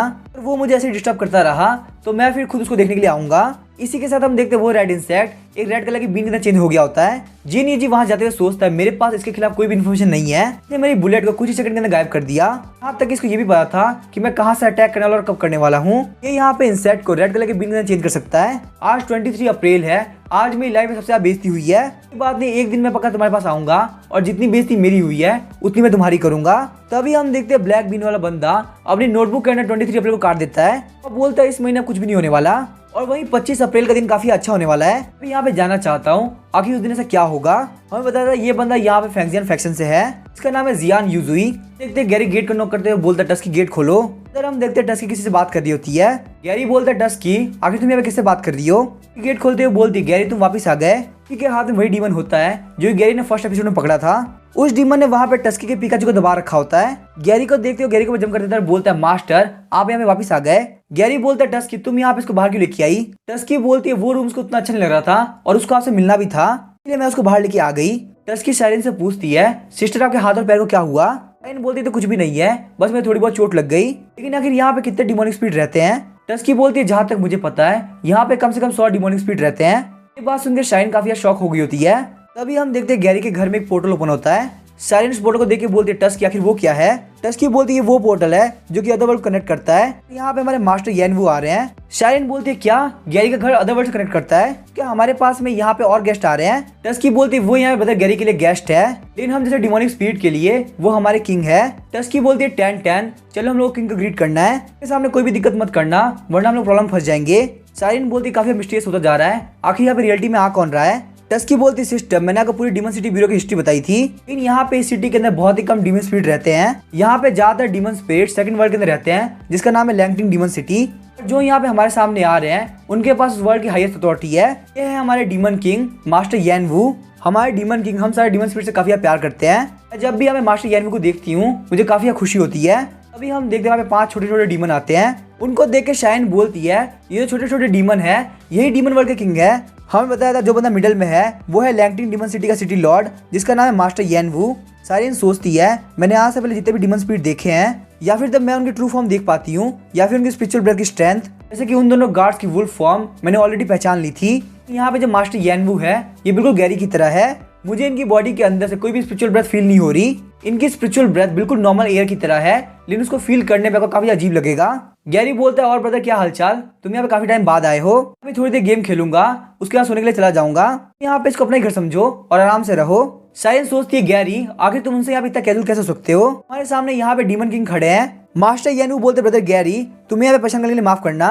ये सुन के साइरन सोचती है डीमन किंग के बात करने के हिसाब से ये बंदा काफी सिंपल लग रहा है। मास्टर येनवू बोलते टस्की आखिर तुम कैसी हो कि ग्रीट करते हुए बोलते मास्टर येनवू मैं बिल्कुल ठीक हूँ। मास्टर येनवू बोलते हैं हम यहाँ पे वो सारी चीजें लेने के लिए आए हैं। उसके बाद हमें एक पुरानी फैक्ट्री का सीन दिखाया जाता है। उस फैक्ट्री के अंदर वहाँ पे एक ट्रक आ रही होती है। वहाँ का ओनर बोलता है क्या तुमने इस ट्रक को चेक कर लिया था। साथ वाला बंदा बोलता है हाँ इसके अंदर कोई प्रॉब्लम नहीं है। लेकिन तभी हम देखते हैं कंटेनर के अंदर कोई जोर जोर से हिट करने लगता है। जैसे ही कंटेनर का गेट खुलता है हमें अंधेरे के अंदर रेड आइज दिखाई जाती है। देखते हैं उन रेड आइज को देख के वो ओनर रोने लगता है। तो उस ट्रक के अंदर से एक डिमोनिक बीस्ट बाहर निकलता है। उस बीस्ट को देख के बोलता है काफी कमाल की बात है, ऐसा मैंने रिकॉर्ड के अंदर देखा था ये बीस्ट बिल्कुल वैसा ही है। इस बीस्ट का नाम है गुइगू गॉड। गुइगू गॉड बोलती है तुम लोगों ने मुझे यहाँ पे अरेस्ट किया है, आखिर तुम लोगों को मुझसे क्या चाहिए। और ये जगह यहाँ पे सिटी से काफी दूर भी है। अगर मैं तुम लोग यहाँ पे खा लेती हूँ तो डीमन सिटी ब्यूरो वाले नहीं आ पाएंगे। ओनर के साथ वाला बंदा बोलता है हमारे पास भी स्नेक एट्रीब्यूट है, तो कल्टीवेशन बेस के हिसाब से मुझे तुम्हें अपना सीनियर बोलना चाहिए। लेजेंड्स के अंदर ह्यूमंस ने तुम्हें डीमंस का गॉड मदर कहा है, लेकिन बहुत सारे डिमोनिक स्पीड को ब्रीड करने की एबिलिटी को छोड़ के तुम्हारी कॉम्बैट एबिलिटी भी कम से कम ए लेवल की है। तो सीनियर अगर आप फाइट करना चाहती हो तो मैं भी अपना फुल ट्राई करूंगा। उन्होंने बोलता अगर दोस्ती के साथ सारा काम हो जाए तो फाइट करने की क्या जरूरत है। गुई गॉड मैंने यहाँ पे आपको सिर्फ एक फेवर के लिए बुलाया है, आपको यहाँ पे मेरी हेल्प करनी है एक डीमन स्पीड को जन्म देने में। एक बार आप डिमोनिक स्पीड को जन्म दे दे उसके बाद ना सिर्फ मैं आपको जाने दूंगा बल्कि आपको बहुत सारा पैसा भी दूंगा, इतना पैसा कि आप अपनी पूरी लाइफ में खत्म ना कर सको। गुई गॉड बोलते क्या तुम्हारा दिमाग खराब हो चुका है, यहाँ पे ये काम करके मैं डीमन सिटी ब्यूरो के कॉन्ट्रैक्ट को तोड़ दूंगी, ना सिर्फ मुझे यहाँ पे लैंगटिंग डीमन सिटी से बाहर निकाल दिया जाएगा क्योंकि तुम्हें भी यहाँ पे इस काम के लिए पनिशमेंट मिलेगी। उन्होंने बोला तुम्हें इसकी टेंशन लेने की जरूरत नहीं है। क्या तुम्हें पता है मैं कौन हूँ? कुआनी ग्रुप के फाउंडर का एल्डेस्ट सन हूँ, मेरा नाम है ली डोंगशैंग। तुम्हें यहाँ पे ये बात तो पता ही होगी कि डीमन सिटी ब्यूरो का आधा खर्चा 4 मेजर कंपनी मिलकर उठाती है, तो इसीलिए डीमन सिटी ब्यूरो के पास इतनी पावर नहीं कि वो मुझे पनिश कर सके। तभी हम देखते हैं गुई गॉड वहाँ से भागने लगती है। गुई गॉड सोचती है पहले मुझे लगा था ये लोग डीमन स्पीड हंटर्स हैं जो कि ब्लैक मार्केट के लिए काम करते हैं, ऐसे थोड़ा बहुत डराने पे ये लोग यहाँ से भाग जाएंगे, पर मुझे नहीं पता था ये लोग डीमन स्पीड ब्यूरो के लोग हैं। मैं यहाँ पे इनसे बिल्कुल फाइट नहीं कर सकती। एक बार मुझे मेरा बेटा मिल जाए उसके बाद मैं थोड़े दिनों के लिए गायब हो जाऊंगी। जैसे ही वो बिल्डिंग से बाहर निकलती है वो ओनर बोलता है तुम्हें यहाँ से भागने की जरूरत नहीं, तुम्हारा बेटा अभी हमारे अंडर में है। बात सुन के गुई गॉड वापस आती है और बोलती है आखिर तुमने क्या बोला। इन शिफ्ट होता है और हमें कुछ बंदे को दिखाया था जो कि बोल रहे होते हैं आखिर वो बच्चा गया कहाँ, वो इतना स्पीड से कैसे भाग सकता है। अगर यंग मास्टर को पता चला कि वो बच्चा हमारे हाथ से गायब हो चुका है ये हमारे लिए बिल्कुल भी अच्छा नहीं होने वाला। उसके बाद हम देखते हैं वो बच्चा काफी स्पीड से भागने लगता है और भागते भागते गिर जाता है। वो बच्चा सोच रहा होता है कुछ अजीब से लोग हमारे घर के अंदर जबरदस्ती घुस गए, लोग को देख के मेरी मॉम ने बालकनी से फेंक दिया, लेकिन फिर भी बहुत सारे लोग मुझे पकड़ के यहाँ पे लेके आ गए। यहाँ पे किसी भी काम का नहीं, मैं तो खुद से भाग भी नहीं सकता। मेरी मॉम ने बोला था जो डीमन सिटी ब्यूरो वाले हैं वो हमारी हेल्प कर सकते हैं, तो हम लोग के पास में आईडी कार्ड अवेलेबल है, लेकिन जिन लोगों ने यहाँ पे हमसे ऐसा कॉन्ट्रैक्ट साइन कराया तो भरोसा करना ठीक रहेगा। आखिर मैं यहाँ पे क्या करूँ, कौन मेरी मॉम की हेल्प कर सकता है। फिर हमें गैरी की तरफ दिखाया जाता है जिसको काफी बोर हो रहा होता है। उसकी बोलती है मास्टर येन वू आपको जो चाहिए था वो मैं लेके आ चुकी हूँ। उस बॉक्स को देख के साइंस सोच रही होती है, तो ये लोग यहाँ पे कुछ सामान लेने के लिए आते हैं। यहाँ पे जो बंदा बॉक्स लेने के लिए आया है वो डीमन किंग है, तो मतलब पक्का से उस बॉक्स में बहुत इंपॉर्टेंट चीज होगी, या फिर तो वो एक बहुत ही पावरफुल मैजिक वेपन हो सकता है, फिर और कोई पीछे चीज। उसके बाद हम देखते हैं वो लोग उस बॉक्स के अंदर वीडियो गेम बाहर निकालते हैं। कोई बोल रहा था मुझे टैंकर नहीं बनना, मुझे बार बार टैंकर बना दिया जाता है। वही दूसरा डीमन बोल रहा होता है तुम काफी कमजोर हो, आई वजह से हम यहाँ पे बार बार हार जाते हैं। मास्टर यान बोला तुम लोग यहाँ फाइट मत करो, हम लोग बस गेम खेलने जा ही रहे। गैरी जियोलैंग मेरे साथ आई थी और उसके बाद डीमन सिटी ब्यूरो चली गई, इससे उसको हमें कोई काम था, वो तुम्हें काफी मिस कर रही है, तुम्हें कम से कम हेलो कर देना चाहिए। ये बात सुन के गैरी काफी डर गया होता है, बोलते ये सारी बातें छोड़ो, वैसे मुझे सिस्टर हानगो ने बैन कर दिया है। उसके बाद हम देखते वो लोग आराम से वहाँ पे कमरों के अंदर चले आते हैं। चाइन बोलते ये लोग यहाँ 5 के ग्रुप के अंदर वीडियो गेम खेलने के लिए आए हैं। सच में डीमन किंग के पास इतना फालतू टाइम है।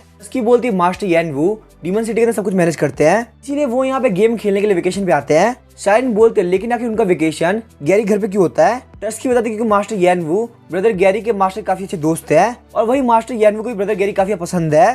शाइन बोलते मैं भी सेकंड फ्लोर पे नहीं गई, सेकंड फ्लोर पे बहुत सारे डीमन स्पिरिट है और आखिर यहाँ पे ये घर कितना बड़ा है कि ऊपर 100 से ज्यादा डीमन स्पिरिट रहते हैं। टस्की बोलते हैं सेकंड फ्लोर के ऊपर 3 कमरे हैं, एक ऑर्डिनरी बेडरूम जो कि मास्टर येन वू के लिए रिजर्व्ड है, जो बाकी के दोनों रूम है उसके अंदर ब्रदर गैरी ट्रेनिंग करते हैं और साथ ही बाकी सारे डीमन स्पिरिट भी रहते हैं। शाइन बोलती है आखिर वो कमरा कितना बड़ा हो सकता है कि उसके अंदर गैरी ट्रेनिंग भी करता है और 100 से ज्यादा डीमन स्पिरिट रहते भी हैं। टस्की बोलती है उस रूम के अंदर असलियत में एक स्पेस वर्ल्ड है, उस स्पेस को यहाँ पे जियोलैंग ने बनाया है। इसके बारे में मास्टर येन वू ने अभी बताया, मुझे मिस्टर जियोलैंग से मिलना है, वो काफी अच्छे दिखते हैं। शाइन बोलती है इसका मतलब वो गैरी के एक फ्रेंड है। टस्की बोलती है मिस्टर जियोलैंग की जो स्पेस टेक्निक है वो बाकी सारे डीमन स्पिरिट के मुकाबले काफी पावरफुल है।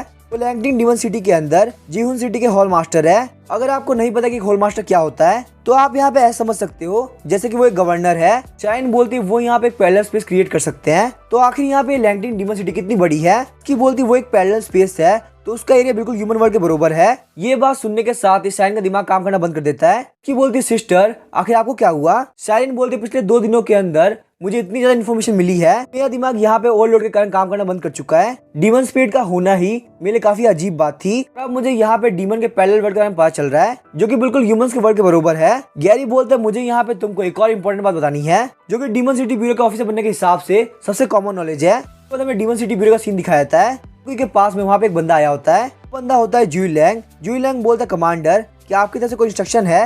हान को बोलती है आजकल यहाँ पे सिटी के अंदर बहुत कुछ हो रहा है, बहुत सारी बड़ी बड़ी कंपनी के कैजुअल टाई अप हो रहे हैं, हम लोगों ने यहाँ पे कोई सोल्यूशन नहीं ढूंढा तो अभी या बाद में तुम्हारी एग्जिस्टेंस सारे लोग के सामने आ जाएगी। तो मैं तुमसे यहाँ पे बोलना चाहूंगी, तुम हमारे लिए एक स्पेशल डीमन स्पिरिट प्रॉप बनाओ। और हाँ, एक और चीज, तुम यहाँ पे तावीज सेट के हेड मास्टर ली से बोलो मुझे उनसे कोई इंपॉर्टेंट चीजें बात करनी है। जूलियन बोलता अगर मास्टर ली को माउंटेन से नीचे उतरना पड़ रहा है, इसका मतलब बहुत बड़ा कुछ होने वाला है। तभी हमें मास्टर ली को दिखाया था जो कि बोल रहे होते हैं हमारी राइड काफी स्लो चल रही है। उनका टर्टल बोलता मैं काफी ओल्ड हो चुका हूँ, मैं इससे तेज नहीं उड़ सकता। डीमन सिटी ब्यूरो है, उन लोगों ने इसमें तुम्हें बुलाया है, इसका मतलब यहाँ पे सिटी के अंदर बहुत बड़ा मैटर हुआ है। मास्टर ली बोलते वैसे मुझे हानकोई से मिले हुए काफी टाइम हो गया, इसी बहाने मैं उसको जाके देख के आ जाऊंगा। टर्टल बोलता क्या तुम्हें वहाँ पे गैरी से नहीं मिलना? मास्टर ली बोलते गैरी के बारे में टेंशन करने की जरूरत नहीं, कुछ टाइम बाद वो हमसे खुद माउंटेन मिलने के लिए आएगा। अभी हम देखते हैं गुई गॉड के बेटे को जो कि काफी गुस्सा कर रहा होता है। वो बोलता है हम यहाँ पे ह्यूमंस के ऊपर ट्रस्ट नहीं कर सकते। डीमन सिटी ब्यूरो ने हमारे साथ ऐसा कॉन्ट्रैक्ट किया कि हम लोग के लिए यहाँ पे सर्वाइव करना काफी मुश्किल हो चुका है। कि मेरी मॉम को कौन बचाएगा? ये मेरी मॉम की गलती है कि उन्होंने ह्यूमंस के ऊपर बहुत ज्यादा भरोसा कर लिया। वहीं ह्यूमंस ने उनको धोखा दिया और उनको अरेस्ट कर लिया। लोग वो डीमन स्पिरिट है जिनके पास में आईडी कार्ड है। भले हमारी लाइफ भी बहुत बड़े खतरे में क्यों ना हो, हम लोग ह्यूमंस के खिलाफ फाइट बैक नहीं कर सकते। लेकिन अब मैं यहाँ पे इस कॉन्ट्रैक्ट को तोड़ूंगा क्योंकि कोई मेरी मॉम की हेल्प नहीं कर रहा। अगर इन लोगों ने यहाँ मेरी मॉम के ऊपर स्क्रैच भी लगाया, मैं यहाँ पे सारे लोग को मार दूंगा। अभी वो गुस्सा ही कर रहा होता है, तभी हम देखते हैं उसके सामने वही लेडी ऑफिसर आती है। उसके बाद हम देखते हैं वो लेडी ऑफिसर कैमरा की तरफ देखती है और काफी स्पीड से बच्चे को लेकर गली के अंदर चली जाती है। ऑफिसर बोलती है अगर तुम्हें कैमरा ने देख लिया होता तो तुम बहुत बड़ी मुसीबत में फंस जाते। वो बच्चा बोलता कि तुम हो कौन? लेडी ऑफिसर बोलती क्या तुम्हारे मॉम डैड ने तुम्हें इसके बारे में नहीं बताया? इस सिटी के अंदर लाखों कैमरे हैं, अगर तुम एक डीमन स्पिरिट भी हो तो भी तुम अपनी पावर यूज नहीं कर सकते। अगर यहाँ अपनी पावर यूज किया और कैमरा ने तुम्हें देख लिया तो तुम्हें वापस से लैंगटिन डीमन सिटी के अंदर भेज दिया जाएगा। वो बच्चा बोलता क्या आप भी एक डीमन स्पिरिट हो? लेडी ऑफिसर बोलती नहीं, मैं एक डीमन स्पिरिट नहीं हूँ, मैं बस अपना काम करके आ रही थी। मैं यहाँ पे डीमन सिटी ब्यूरो के अंदर काम करती हूँ। डीमन सिटी ब्यूरो का नाम सुनते ही वो बच्चा लेडी ऑफिसर से काफी दूर हो जाता है। वो बच्चा बोला तुम डीमन सिटी ब्यूरो से हो, मैं यहाँ पे ये दिखाने की जरूरत नहीं कि तुम मेरी हेल्प कर रही हो, तुम्हारी हेल्प की कोई जरूरत नहीं। लेडी ऑफिसर बोलती है लगता है यहाँ पे कोई गलतफहमी है, डीमन सिटी ब्यूरो तुम लोग की हेल्प करने के लिए है, फटाफट से मुझे अपने मॉम डैड के पास लेके चलो। वो बच्चा बोलता है मेरे पास सिर्फ मेरी मॉम ही थी, उनको भी यहाँ पे ह्यूमंस ने कैप्चर कर लिया। ये बात सुन के लेडी ऑफिसर काफी शॉक हो जाती है, बोलती है क्या तुम्हारी मॉम को ह्यूमंस ने कैप्चर कर लिया? मुझे फटाफट से बताओ आखिर ये कब और कहाँ हुआ? हम लोग यहाँ पे इस बात को जल्दी से हेडक्वार्टर के अंदर रिपोर्ट करेंगे। बच्चा बोलता है यहाँ पे अच्छा इंसान होने की एक्टिंग बंद करो, मुझे पक्का से पता है तुम यहाँ पे किसी आने का इंतजार कर रही हो ताकि वो लोग यहाँ पे आके मुझे अरेस्ट कर सके। लेकिन मैं बिल्कुल भी अपनी मॉम जैसा नहीं हूँ, मैं ह्यूमंस के ऊपर भरोसा नहीं करूंगा।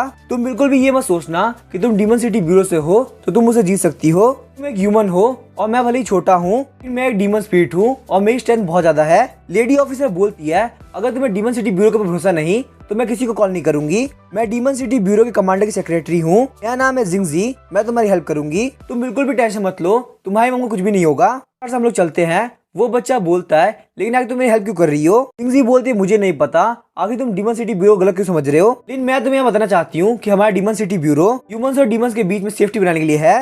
वो बच्चा सोचता है इनकी आंख को देख के लग रहा है कि बिल्कुल भी झूठ नहीं बोल रही। अचानक से हम देखते हैं वहाँ पे ग्रीन स्मोक आती है और वहाँ पे एक बाइक आ गई होती है। वो बच्चा काफी शॉक होता है, बोलता आखिर मोटरसाइकिल कहाँ से आई? के बाद हम देखते हैं वो लोग वहाँ से काफी स्पीड से निकल जाते हैं। जिंगजी बोलते आखिर तुम्हें डीमन सिटी ब्यूरो पसंद क्यों नहीं? वो बच्चा बोल क्योंकि डीमन सिटी ब्यूरो का कॉन्ट्रैक्ट डीमंस के लिए काफी अनफेयर है। जिंगजी बोलते लगता है जब वो लोग तुम्हारी मॉम को लेके जा रहे थे उन्होंने अपनी पावर को यूज नहीं किया, अगर उन्होंने ऐसा किया होता तो उनके लिए दिक्कतें काफी बढ़ जाती। ताकि तुम्हें भले ही लग रहा हो कि ये कॉन्ट्रैक्ट काफी अनफेयर है, लेकिन इस वर्ल्ड के अंदर सिर्फ बुरे ह्यूमंस नहीं है बल्कि बुरे डीमन स्पिरिट भी है। अगर हम यहाँ पे ऐसे रूल नहीं रखेंगे तो डीमन स्पिरिट इस चीज का फायदा उठा लेंगे। तो यहाँ पे ये बात तो पता ही होगी कि नॉर्मल ह्यूमंस के पास में कोई भी एबिलिटी नहीं है, अगर डीमंस यहाँ पे एबिलिटी यूज करेंगे तो ह्यूमंस कुछ भी नहीं कर पाएंगे। अभी यहाँ पे रूल्स की वजह से डीमंस बहुत ही ह्यूमंस के बीच में रह पा रहे हैं। अगर तुम लोग यहाँ पे पावर को यूज करोगे तो लोग काफी डर जाएंगे, तो ह्यूमंस और डीमंस के साथ में रहना बिल्कुल इम्पॉसिबल हो जाएगा। कि मैं यहाँ पे मानती हूँ कि तुम्हारी मॉम के साथ में काफी गलत हुआ, लेकिन यहाँ पे ये बात कभी मत भूलना कि डीमन सिटी ब्यूरो का आधा काम ये है कि वो लोग डीमंस को प्रोटेक्ट करे। यही वजह कि मुझे ये काम बहुत ज्यादा पसंद है, क्योंकि डीमन सिटी ब्यूरो कभी भी डीमंस और ह्यूमंस के बीच में फर्क नहीं करता। तभी वो बच्चा पीछे की तरफ देखता है और बोलता है फटाफट साइड की तरफ कर लीजिए। जिंगजी काफी स्पीड से साइड की तरफ मोड़ती है। वो बोलते क्या यहाँ पे वो बंदा हमारा पीछा कर रहा है जिन्होंने तुम्हारी मॉम को पकड़ा था? वो बच्चा बोलता नहीं ऐसी बात नहीं है, ना काफी तेज है और मुझे मेरी मॉम की साइड यहाँ से आ रही है। जिंगजी बोलते टाइटली पकड़ के बैठ जाओ, मैं यहाँ पे स्पीड बढ़ाने वाली हूँ। बच्चा बोलता है बिग सिस्टर मैं आपके ऊपर 100% भरोसा करता हूँ, प्लीज आप मेरी मॉम को बचा लीजिए। जिंगजी बोलते बिल्कुल भी टेंशन मत लो, तुम्हारी मॉम को कुछ भी नहीं होगा। इसके साथ हम देखते हैं वो लोग वहाँ पे अबेंडेंट फैक्ट्री के अंदर आ गए होते हैं। वो बच्चा बोलता है मुझे मेरी मॉम की साइड इसी फैक्ट्री में से आ रही है। जिंगजी बोलती तो काफी सुनसान जगह है, कैसे यहाँ पे demon spirit Hunter demon spirit की ट्रेडिंग करते होंगे। बच्चा बोलता है बिग सिस्टर आप मेरे पीछे रहो, मैं आपको प्रोटेक्ट करूंगा, बिल्कुल भी टेंशन मत लो, मैं किसी भी ह्यूमन को हर्ट नहीं करूंगा। जिंगजी बोलती भले तुम्हें कैमरा देख रहा है या ना देख रहा हो, तुम्हें अपनी एबिलिटी को ऐसे यूज नहीं करना चाहिए। मैंने तुम्हें प्रॉमिस किया है कि मैं तुम्हारी मॉम को सेव करूंगी, तो मैं अपना प्रॉमिस पक्का से निभाऊंगी। बोलने के साथ ही वो अपना बाल खोल लेती है। जिंगजी बोलती है भले मैं एक सिविल सर्वेंट बन चुकी हूँ, लेकिन एक टाइम में मैं भी डीमन सिटी ब्यूरो की स्पीड कैचिंग टीम का हिस्सा थी। हम देखते हैं उसके बालों की पिन एक स्वाड करने चेंज हो गई होती है। चलो फटाफट से हम लोग अंदर चलते हैं ताकि हम तुम्हारी मॉम को बचा सके। एंटर करने का जिंगजी बोलती है क्या तुम श्योर हो तुम्हारी मॉम इसी फैक्ट्री के अंदर है? मुझे यहाँ पे इस फैक्ट्री के अंदर कोई भी नहीं दिख रहा है। यहाँ पे डीजल काफी स्ट्रॉन्ग स्मेल आ रही है, पक्का से यहाँ पे कोई ट्रक आया होगा। और यहाँ पे छत के ऊपर एक बड़ा सा होल भी है, कहीं तुम्हारी मॉम भाग तो नहीं गई। जब वो पीछे की तरफ देखती है तो वो बच्चा वहाँ पे जमीन के ऊपर सूंघ रहा होता है। इधर उधर सूंघने का तो बच्चा बोलता है मेरी मॉम की सेंट अंडरग्राउंड से आ रही है, यहाँ पे पक्का से कोई सीक्रेट डोर होगा जो कि नीचे की तरफ जाता होगा। बोले तुम्हारी नाक सच में काफी तेज है, चलो फटाफट से यहाँ पे जितना दूर हो सके उतना दूर हट जाओ। उसके बाद हम देखते हैं जिंगजी वापस से ग्रीन स्मोक रिलीज करती है। ग्रीन स्मोक खत्म होने के बाद जिंगजी बोलती है ये देखो आप एक सीक्रेट टनल है जो कि देखने में बिल्कुल एलिवेटर की तरह लग रहा है। हमें यहाँ पे नीचे जाकर चेक करना होगा कि यहाँ पे तुम्हारी मॉम है या नहीं। कहने के बाद जिंगजी बोलती है ये जगह काफी ऊंची थी, करने में कहीं तुम्हें चोट तो नहीं लगी? वो बच्चा बोलता है सिस्टर आपके सामने देखो यहाँ पे कोई आ रखा है। हम देखते वहाँ पे गार्ड खड़ा होता है और बोल रहा होता है नहीं लगा था कि यहाँ पे इतनी जल्दी प्रॉब्लम आ जाएगी। जिंगजी बोलती मैं डीमन सिटी ब्यूरो से हूँ, फटाफट से इस बच्चे की मॉम को हमें हैंड ओवर कर दो। तो डीमन स्पीड को किडनैप करने की वजह से मुझे तुम्हें यहाँ पे अरेस्ट करना होगा। तो गार्ड बोला तुम चाहे यहाँ पे कुछ भी बोलो, मैं तुम्हारी बात नहीं मानने वाला। मैं सिर्फ यहाँ पे अपने यंग मास्टर कमांड ही फॉलो करता हूँ और मेरे यंग मास्टर ने बोला है अगर कोई बाहर का बंदा आता है तो उसके बाद बिल्कुल मर्सी नहीं दिखाना। ये बोलने के साथ उसकी बॉडी के अंदर से काफी सारे क्लोन बाहर निकलते हैं। गार्ड बोलते मैं सीक्रेट खत्म होने से पहले अगर तुम जिंदा बच गई तो शायद से मैं तुम्हें यहाँ से वापस जाने दूं। जिंगजी अपनी स्वॉर्ड के ऊपर ग्रीन स्मोक को एक्टिवेट करते हुए स्पीड से उन सारे क्लोन के ऊपर अटैक कर रही होती है। उन सारे क्लोन को मारने के बाद वो उस गार्ड को काफी जोर किक मारती है। एक किक के अंदर ही वो गार्ड वहाँ पे नॉक हो गया होता है। जिंगजी बोलते स्मोक करना हेल्थ के लिए बिल्कुल भी अच्छा नहीं होता, तुम यहाँ पे इस बैड एंगल से कुछ भी मत सीखना। देखिए वो बच्चा काफी डर गया होता है, बोलता है हाँ मैं समझ गया। जिंगजी बोलती है वैसे मैं अभी तक तुम्हारा नाम नहीं जान पाई, तुम्हारा नाम क्या है? वो बच्चा बोलता है मेरा नाम है जाओकी। वहीं हम देखते हैं ओनर का बॉडीगार्ड स्क्रीन के अंदर उन लोगों को देख रहा होता है। आगे जाने के साथ वो बच्चा बोलता है मेरी मॉम की ब्रेथ उस घर में से आ रही है। जिंगजी बोलती है जाओकी तुम यहाँ पे ध्यान रखना, यहाँ पे अपना गार्ड अप रखना और मुझसे ज्यादा दूर मत जाना। लेकिन तभी हम देखते हैं वो बॉडीगार्ड काफी स्पीड से जाओकी को लेके जाने लगता है। जिंगजी अपने हाथ के ऊपर ग्रीन स्मोक को एक्टिवेट करती है, अपने हाथ को बड़ा करते हुए जाओकी को अपने पास खींच लेती है। बॉडीगार्ड बोलता है मुझे अभी भी पता चला वो बच्चा हमारी गिरफ्त से भाग चुका है, लेकिन देखो तुम यहाँ पे खुद से चल के हमारे पास आ गए। मैं यहाँ पे फील कर सकता हूँ कि तुम एक ऑर्डिनरी ह्यूमन हो, लेकिन आखिर यहाँ पे तुम्हारा हाथ इतना लंबा कैसे हो गया? जिंगजी बोलती मैं यहाँ पे डीमन सिटी ब्यूरो से हूँ, चलो फटाफट से खुद को सरेंडर कर दो और बच्चे की मम को हमको दे दो। बॉडीगार्ड बोलते मुझे फर्क नहीं पड़ता कि आखिर तुम कौन हो, जब तक मेरे यंग मास्टर एक्सपेरिमेंट खत्म नहीं हो जाता तब तक तुम्हें रुकना होगा। ये बोलने के साथ ही बॉडीगार्ड काफी स्पीड से अटैक करने के लिए आगे बढ़ता है। वो वहाँ पे लगातार जिंगजी को पंच मार रहा होता है। जिंगजी अपनी स्वॉर्ड की हेल्थ उसको ब्लॉक कर रही होती है। तभी हम देखते हैं जिंगजी काफी जबरदस्त स्ट्राइक लगाती है, लेकिन वो बॉडीगार्ड काफी स्पीड से डॉज कर लेता है। बॉडीगार्ड सोचता है इतने कम गैप के अंदर भी उसने मेरे पर स्ट्राइक लगा दी, लेकिन यहाँ पे इस लड़के के पास में स्पिरिचुअल ब्रेथ है तो ये हवा के अंदर भी हिट कर सकती थी, पर उसके मुकाबले इसने अपनी पावर को जमीन के ऊपर रिलीज किया। बॉडीगार्ड बोलता लगता है मैंने तुम्हें काफी अंडरस्टिमेट कर लिया। जिंगजी बोलती मेरे स्वॉर्ड का नाम है यूनवी, यहाँ पे वुजिन मेट्रोइड से बनी है, तुम्हारी बॉडी को कितनी मोटी चमड़ी क्यों ना हो तुम इसे नहीं बच सकते। मैं तुम्हें मारना नहीं चाहती इसलिए शांति से बोल रही हूँ, सरेंडर कर दो। बॉडीगार्ड बोलते मैंने वुजिन मेट्रोइड के बारे में बहुत कुछ सुना है, लेकिन मुझे नहीं लगा था कि मुझे यहाँ पे वुजिन मेट्रोइड देखने को मिलेगा। लेकिन मेरी जो स्केल आर्मर की हार्डनेस है उसको डीमन स्पीड के बीच में काफी सुपीरियर माना जाता है। ये बोलने के साथ ही बॉडीगार्ड अपने कपड़ों को फाड़ देता है। बॉडीगार्ड बोलता मैं भी देखना चाहता हूँ क्या तुम्हारी स्वॉर्ड इतनी पावरफुल है या नहीं, मेरे स्केल आर्मर को तोड़ सके। कपड़े को फटता हुआ देख जिंगजी बोलती है आखिर तुम यहाँ पे क्या कर रहे हो, कपड़े क्यों फाड़ दिए, फटाफट से कपड़े को पहन लो। बॉडीगार्ड बोलता है चलो फटाफट से मेरे ऊपर अटैक करो, मैं तुम्हारी स्वॉर्ड की पावर को देखना चाहता हूँ। जिंगजी बोलती जब तक मैं तुम्हें नॉक नहीं करूंगी लगता है तुम तब तक नहीं मानने वाले। अगर यहाँ पे ऐसी बात है तो मैं बस प्रे कर सकती हूँ कि मेरी स्किल से तुम्हारी लाइफ खत्म ना हो। ये बोलने के साथ ही वो काफी स्पीड से बॉडीगार्ड के ऊपर अटैक करती है। बॉडीगार्ड काफी शॉक होता है, लेकिन हम देखते हैं कुछ भी नहीं हुआ होता। बॉडीगार्ड बोलता है आखिर तुम ये क्या कर रही हो, मेरी बॉडी के पास स्क्रैच भी नहीं आया। लेकिन अचानक से हम देखते हैं बॉडीगार्ड की तरफ काफी सारी स्ट्राइक आती है, वहाँ पे काफी जबरदस्त धमाका हुआ होता है। जिंगजी वापस अपनी स्वॉर्ड को अपने बाल में लगा देती है और बोलती है बस ये सोचती हूँ कहीं ये इंजरी काफी सीरियस ना हो। ओके चलो हम लोग अंदर चलते हैं और तुम्हारी मॉम को लेके आते हैं। अब यहाँ पे कोई भी डेंजर नहीं बचा। ओके सोच रहा होता है सिस्टर काफी अमेजिंग है, इन्होंने यहाँ पे स्मोक के से मोटरसाइकिल लाया, जमीन को तोड़ के अंडरग्राउंड के लिए रास्ता बना दिया, साथ ही भी काफी अच्छी फाइट कर सकती है और अपने हाथ को भी लंबा कर सकती है। इसमें सिस्टर की एबिलिटी काफी कमाल की है। तभी उसकी विजन ब्लर होने लगती है। वो बोलता है कि मैं कुछ भी सही से क्यों नहीं देख पा रहा। ओके बोलता है सिस्टर मुझे कुछ हो रहा है। जिंगजी पीछे घूमते हुए बोलती है आखिर तुम्हें क्या हुआ। वो कहने से बॉडीगार्ड बोलता है उसके यहाँ पॉइजन दिया गया है, नहीं पता तुम्हारी ब्लेड कितनी शार्प है, तुम्हारी स्पिरिचुअल ब्रेथ से जो स्वॉर्ड एनर्जी बनी मेरी बॉडी के ऊपर स्क्रैच भी नहीं आ पाया। जिंगजी सोचती आखिर कैसी पॉसिबल है, मैंने यहाँ पे उस स्किल का यूज किया, इसकी बॉडी का कोई स्क्रैच क्यों नहीं आया। फिर हम देखते हैं जिंगजी का विजन ब्लर होने लगता है। बॉडीगार्ड बोलता है यहाँ पे तो सरप्राइज होने की जरूरत नहीं, तुम्हें भी पॉइजन दिया गया है, तुम्हें अब चेस्ट के अंदर पेन होगा और तुम धीरे धीरे वीक फील करोगी, इतनी देर के अंदर तुम्हारी बॉडी पैरालाइज हो जाएगी और तुम्हारे पास कोई भी कॉम्बैट एबिलिटी नहीं बचेगी। यहाँ पे तुम्हें अपने पॉइजन नीडल स्टेप किया है और तुमने इस बात पे ध्यान भी नहीं दिया। जिस टाइम मैंने बच्चे को तुम्हें हाथ से लिया था उसी टाइम मैंने तुम दोनों को पॉइजन दे दिया था। जिंगजी बोलती आखिर मैंने यहाँ पे इस बात पे ध्यान क्यों नहीं दिया। बॉडीगार्ड बोलता क्योंकि एक बहुत ही स्लो पॉइजन है, इससे तुम्हारी लाइफ तो खत्म नहीं होगी, लेकिन मुझे तुम्हें बस रोकना है ताकि तुम यहाँ पे लेबोरेटरी तक ना जा पाओ। एक बार यंग मास्टर का एक्सपेरिमेंट सक्सेसफुल हो गया उसके बाद मैं तुम्हें यहाँ जाने दूंगा। तुम्हारी बॉडी के अंदर एक और पॉइजन डालने वाला हूँ। इससे आज रात यहाँ पे क्या हुआ तुम सब कुछ भूल जाओगी। तभी हम देखते हैं वहाँ पे ग्रीन स्मोक आ जाती है, तो वहाँ पे ग्रीन स्मोक हटती है तो वहाँ पे कोई भी नहीं होता। बॉडीगार्ड सोचता है वो यहाँ पे इतनी इजीली गायब हो गई। मेरे इलाके में पहली बार ऐसा हुआ है कि कोई मेरे हाथ से बच के भाग पाया है। यहाँ पे उस लड़की की एबिलिटी काफी अजीब थी, लेकिन हम देखते वो लोग वहाँ पे गायब नहीं हुए होते, बल्कि जिंगजी ने खुद की और जाकी की साइज को काफी छोटा कर दिया होता है। जिंगजी बोलती हर एक स्टेप के साथ मेरी बॉडी बहुत ज्यादा वीक होती जा रही है, इससे पहले मैं यहाँ पे बेहोश हो जाऊं मुझे जल्द से जल्द यहाँ से निकलना होगा। अब यहाँ पे एक ही बंदा ऐसा है जो कि जाओकी की मॉम को बचा के लेके आ सकता है। मुझे फटाफट उसके घर पे जाना होगा ताकि वो मेरी हेल्प करे। अब इसके आगे क्या होगा हम नेक्स्ट एपिसोड में जानेंगे। वीडियो पसंद है चैनल को सब्सक्राइब करके वीडियो को लाइक कर देना। Thank you.